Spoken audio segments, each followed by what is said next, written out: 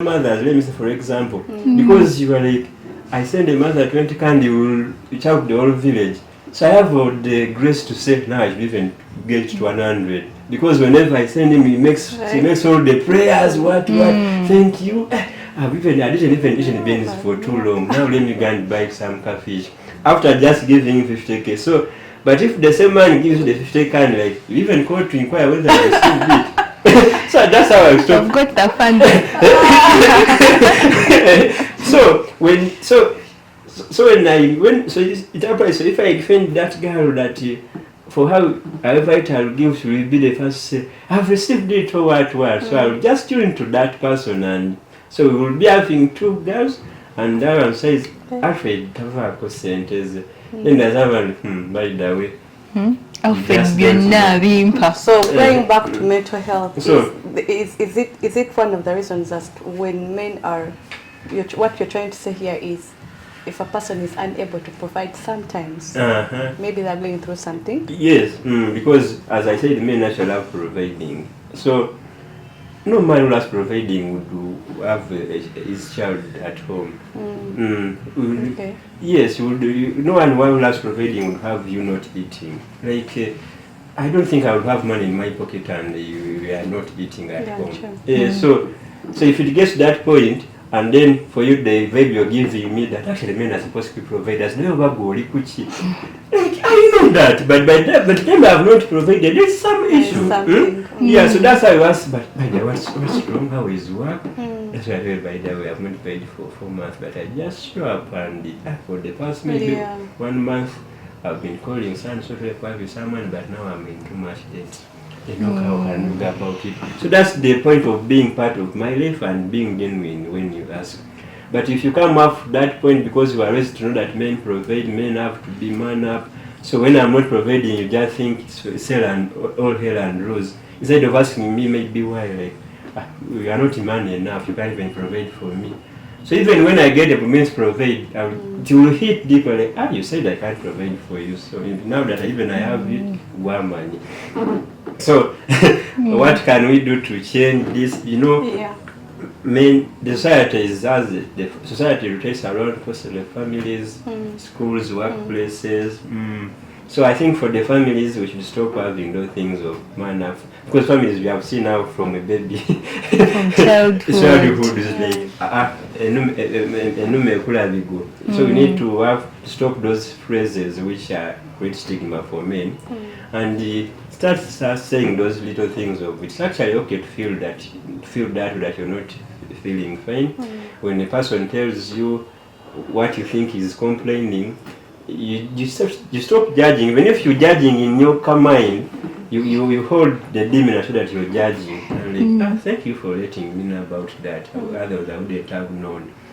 And so you appreciate that actually when I tell you, even if maybe in your mind, because your character, you're judgmental, you are judging, but you won't see it, you'll be like, hey, Bambi, when I tell him, he even thanks me for. So whenever he says anything, it's like, I should tell him. So I would tell her that because he thanked me for bringing that out. Then for the schools, because that's where the boys get to learn several things. So why men don't mind about their mental health? Sometimes they don't even know how to name the emotion is. Yes. So the schools to start to teach boys from onset, from young, how they can name the emotion is that point of happy, sad. I feel like crying. I feel like everything is going astray. Like I thought everything. I feel lost. Yeah, so that they can name the emotion is. So with that they can easily now speak out. Then they should really you teach them as early as possible how to ask for help and how to support others without judgment. So that we stop being judgmental when a person complains. So if I learn it early enough how to listen without judgment and how to support without judging, so the school now will be raised up very well. And then for the workplaces, we need to normalize this mental health conversations. We need to include it in the team check-ins. We need to create spaces for men to say, I'm not okay without even fear. I have meetings with one of my amazing bosses, Monday meetings. And when we meet, we'll just start checking on for another things, like before I ask you my KPIs for last week, I'm like, how are you? How is the weekend? Did you weekend well, or you were thinking about work? Like by the week comes from the very serious one, I was thinking about work. Stop when you go back to weekend. Don't go working. Don't be weekending when you think about work. So you have those genuine check-ins, and even ask, but frankly you're asking me whether I'm fine, but for you, are you fine? Then because you are afraid of that self space, you even tell you, even I'm actually not fine. By that one, you actually know why. Maybe it's during the course of the day may push you a lot, like, he told me it's not fine. So you may even know how to handle him during that, within the course of the day. Because in the morning he told you he's not in his good mood. So even either way, you tell him that I cancel, maybe you can make some fun, like, you will know that I can work at chai. Just till fun, I'm actually broke. Then if you're not delivering, you will know that maybe it's not delivering because of this and this. So if you have those genuine check-ins, so the day you tell him that I'm in the right mind today, everything is going as planned, that's when he will even give you the task, which is hard because he knows you're in the right spaces. But when you tell him, I cancel, then that's when he'll give you those main tasks. And that's how you have workplace where I look forward to going back to work. Because as I keep saying, that thing of I came to work is spending workplaces. I can't being I spend with a person mine almost 10 hours every day. Actually, the most active hours was to spend them at work. Because you go for 8, actually you leave home like at 5 and then you come back, you leave work you leave home like at maybe 5 a.m. or 6 a.m. and then you come back at 6 p.m. So when you come back, you are around cordially for 3 hours, then you sleep. So it means the active hours are spent at work. So why can't I have whereby work is that where I always run when I know it's my safe space. So some workplaces are toxic. Yes, they are toxic, and then those same workplaces then keep asking why they have a staff turnover. Because workplaces which are toxic, it ends up to bite them. Because of your toxic, even after 6 months you're hiring. You know what goes through the hiring process of advertising, interviewing, even having a recruit firm. But for workplaces which are not toxic and the mental health is in check, people feel safe. Trust me, you can even get a very good offer to go to another place and there is much money and you. It takes a lot of saying that, hey, let me go, because you feel safe here. I've had people who remain at workplaces because not of the money, but like because they feel safe. I feel safe here. But then, and the vice versa, I've had people leave jobs because of the toxicness at work. For the lawyers, I want to speak. I know people who left what you think is a top tier firm, and because it was toxic. Because you have had those things of you go to a firm and then they tell you how they are. Their people are supposed to be in cars, dressed in suits, what, and then they give them like a cologne.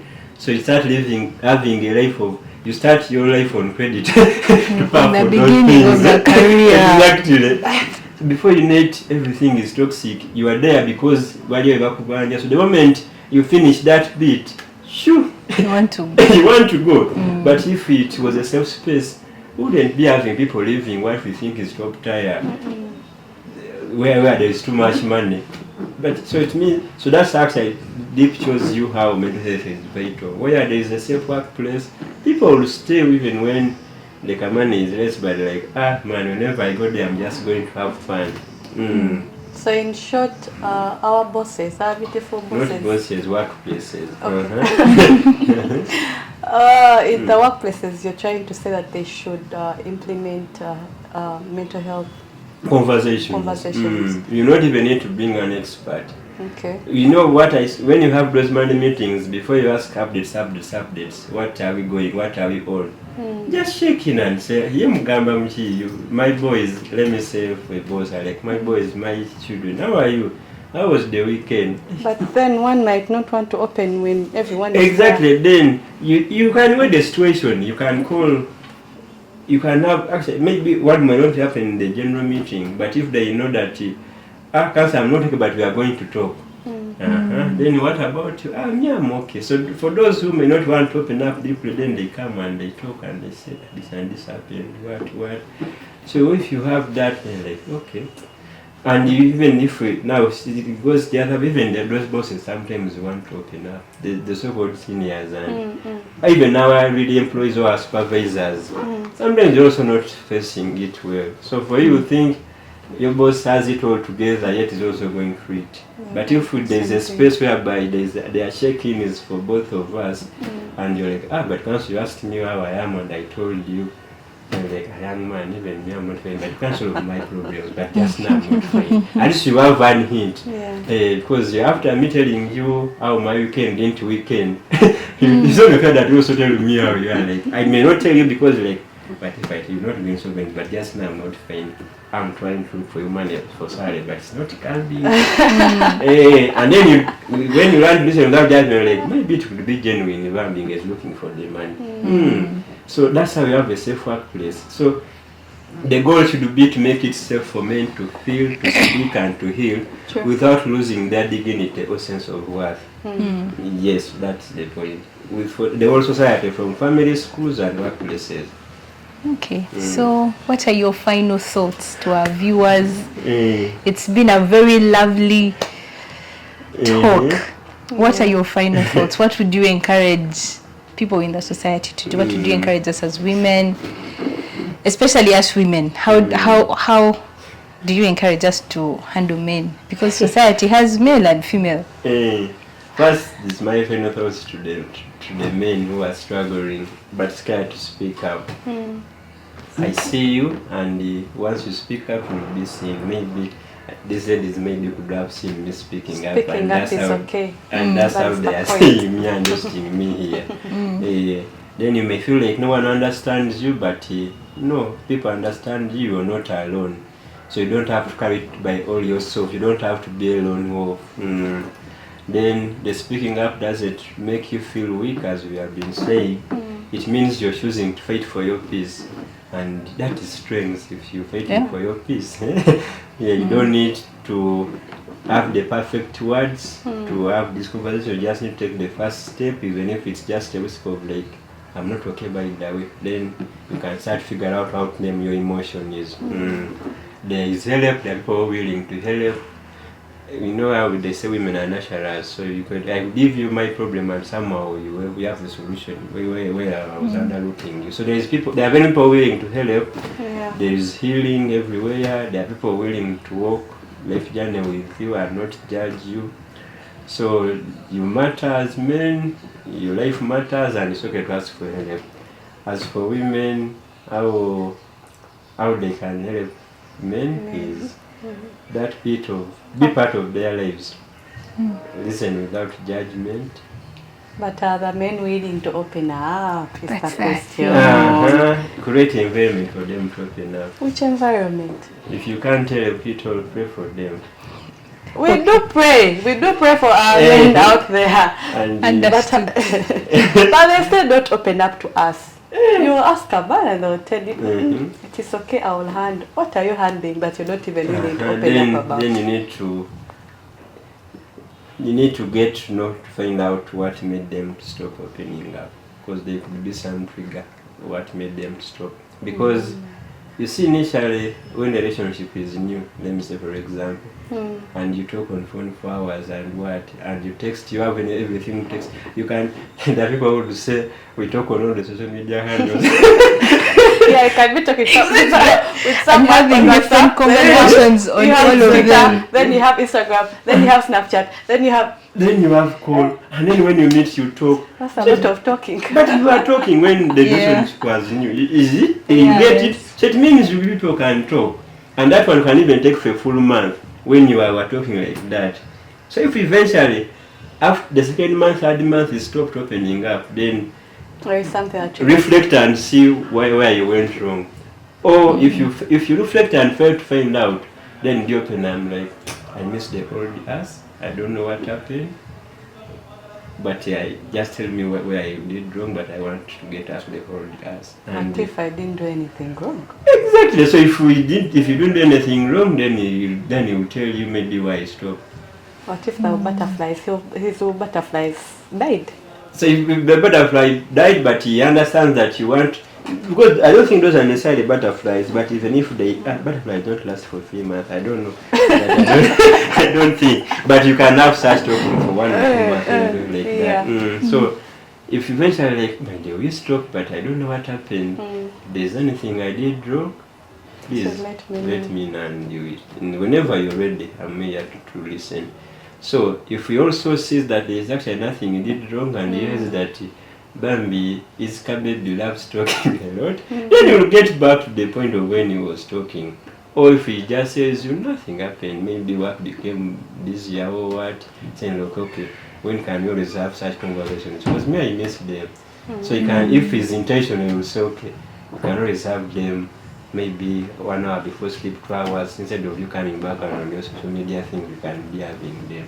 So that will create a room where you keep talking. Because as I said, why they stop opening up is because there's something which happened and made them stop. Because we have all agreed, initially they open up, and then before you know it, they are closed. So in between there, you first reflect on yourself to find out what happened. If you really can't find it, then you can ask that actually, I don't know what happened, I don't know where I went wrong, but I missed that part where you used to tell me whatever was happening with you.